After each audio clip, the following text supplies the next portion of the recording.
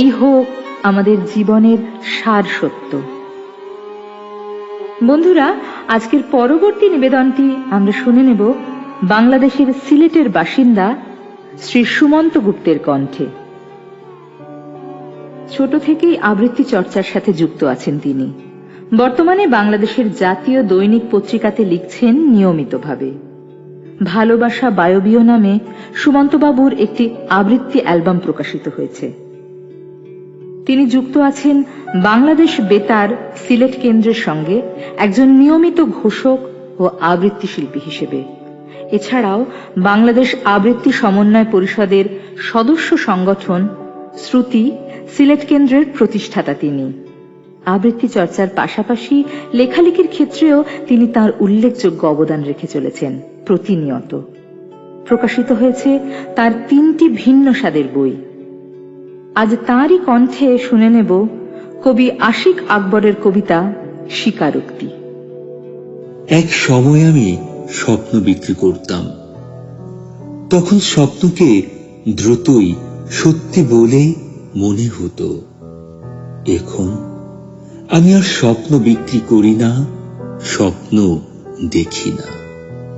স্বপ্ন ফেরিওয়ালারা আমার কাছে আসে, ঝাঁকা ভরে স্বপ্ন নিয়ে আসে। স্বপ্নদের রকম ফের দেখায়, দরদাম চায়। আমি স্বপ্ন দেখি না, স্বপ্ন কিনি না, বিক্রিও করি না। নিজের ভেতরে গোটাতে গোটাতে গুটি হয়ে যায় গুটি, উৎস আর প্রথমের গুটি, সববাহকের গুটি। আমি এখন হাসি বিক্রি করি, হাসি। যারা হাসি চিনে, হাসির দরদাম জানে, তাদের আর আমার কিছু বলতে হয় না। তারা আমার হাসিটাকে কিনে নিয়ে ঠিকঠাক ঝুলিয়ে রাখে ঠোঁটে।